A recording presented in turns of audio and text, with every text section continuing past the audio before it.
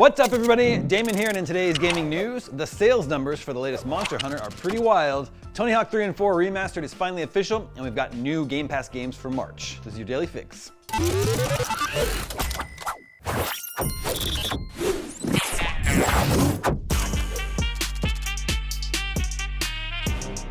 Monster Hunter Wilds has not only surpassed 8 million units sold in just 3 days, but it has also become the fastest Capcom game ever to reach this milestone.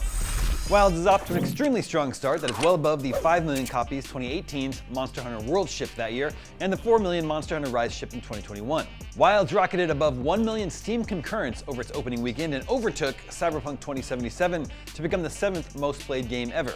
Wilds also helped Steam cross 40 million concurrent players for the first time. In our review, we said it continues to smooth off the rougher corners of the series in smart ways, making for some extremely fun fights, but also lacking any real challenge.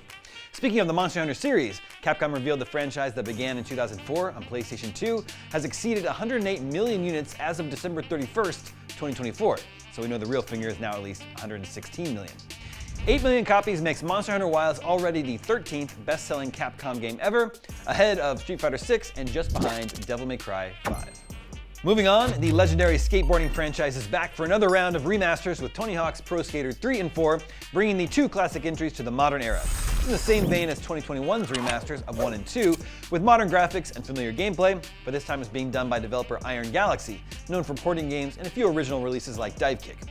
As far as content goes, it will feature all the skate parks from both games, as well as a new one teased at the end of the reveal trailer. It's a new level called Water Park and looks to be a large, abandoned, water park with a lot of verticality.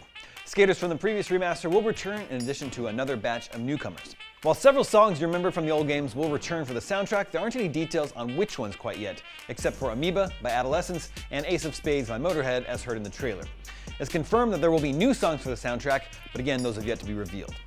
There will be cross-platform online multiplayer for up to 8 people and a robust version of the Create-a-Park mode where players can make and share their own custom levels. Tony Hawk's Pro Skater 3 and 4 Remaster isn't too far off.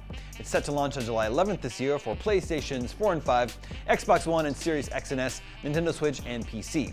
The game will be available on day one through Xbox Game Pass, which is nice, and those who pre-order the Deluxe or Collector's Edition can access it early on July 8th. The standard version is $50, while the Deluxe Edition is $70 and comes with the Doomslayer and Revenant Skater skin, exclusive in-game decks and Create-a-Skater items, as well as additional songs for the soundtrack.